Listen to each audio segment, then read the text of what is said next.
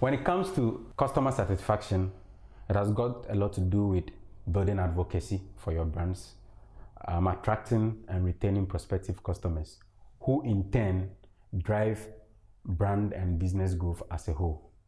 But this can become elusive to many firms in their quest to satisfy their customers and achieve the growth they want. In this episode of the Corporate Nosy Guy, we are privileged to have Jesse Japan, who is one of the finest minds on marketing, to give us some understanding about customer satisfaction and what firms could do to fully unlock it to drive business growth. So if you are ready, let's get nosy.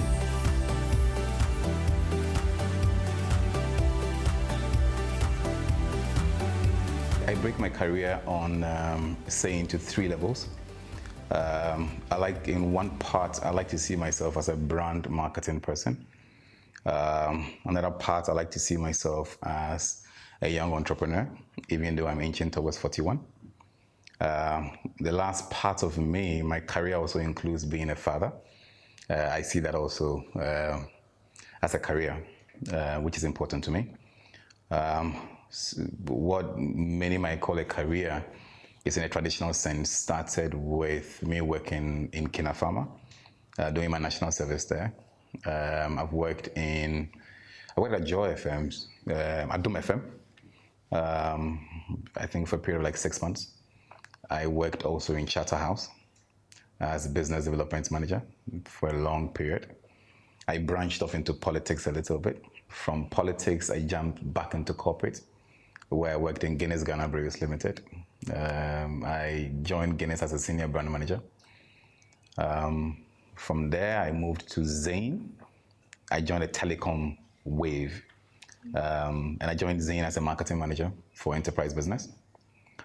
Beyond that, Zain was purchased by Airtel, and therefore that led me into a new journey of customer acquisition with the Airtel group. It had a very aggressive agenda for Africa for customer acquisition, and I was in charge of customer acquisition. Beyond that, I joined Philips as business development manager for West Africa. So I had responsibility for some selected countries. And then I came back to base in Ghana, working for Vodafone as head of consumer marketing, and then subsequently pushed to what was then Tigo, initially as a head of marketing, and then the role was elevated as chief marketing officer. And then now I run my own practice as a managing partner. So that's what my journey looks like. But I think that I probably would say it's a tale of 2 tales. On one part of the tales is the customer, and the other part is the person who intends to satisfy the customer. In between that is what you might call the value chain of providing that unique service for the customer out there. The customer satisfaction could be described with a smiley of, that emoji with a smile which says that I'm happy. So in very simple terms, it's everything you do that brings a nod or some degree of happiness or acceptability from the customer's side. Simply, that's what it means. Without getting into the frills of the process, customer satisfaction basically says that the customer says that the promise you made to me has been fulfilled. So on one part of the tale, you make a promise. There are those who argue that a brand is a promise. And once the brand has made a promise, the promise must be fulfilled. The evaluation of the fulfillment of the promise comes from the customer side. So for me, it's a tricky thing, because if I ask anybody watching this interview to give me one indicator of customer satisfaction, we could build a very long list of 1,000 attributes. But for me, the journey would probably get back to what you intended to sell. So what was your promise?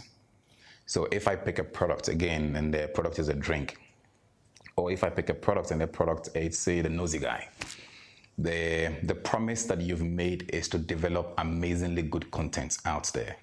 Content that helps to uplift people and to change lives. That's your promise. Yeah.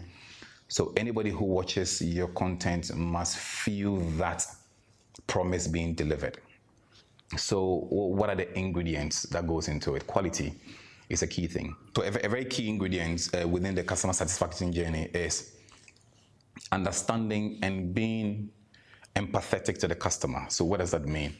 So in truth, you might not always get the delivery of your promise right.